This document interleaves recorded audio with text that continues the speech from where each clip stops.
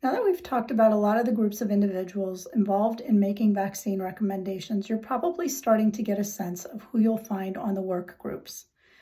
We'll talk about the work that's done in those committees in future videos, but for today we're going to focus on just who is brought onto those committees. So the ACIP members, the voting members, at least 2 of them have to be on each work group. One of the 2 will serve as the chairperson. Now, there may be more than 2, but there have to be at least 2 voting ACIP members on each work group.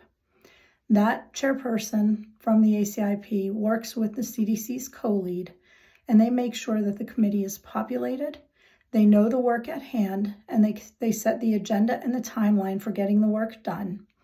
They help to prepare the presentations that are given at the ACIP meetings, those 3 meetings each year.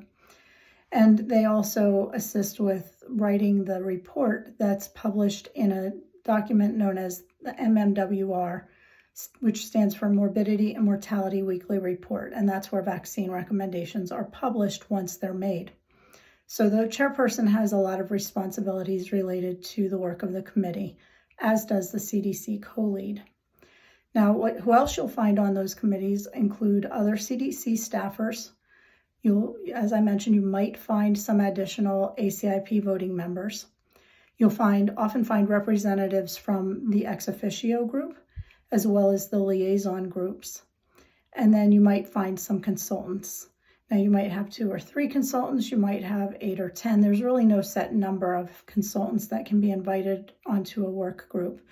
But those individuals are specifically sought out because they have an area of expertise that is relevant to the committee's work. So what you're probably figuring out is that work groups can often have dozens of people who are working together to evaluate the data, have discussions, and make the presentations that you see at the ACIP meetings. What's important, I think, from the perspective of the public is to realize that those dozens of people are all reviewing the data, and they're talking about what they see in the data and how it relates to the work at hand. So I think that can be really reassuring for people. I hope that helps. Thanks for listening, and do sign up for our Vaccine Education Center YouTube channel. Thank you.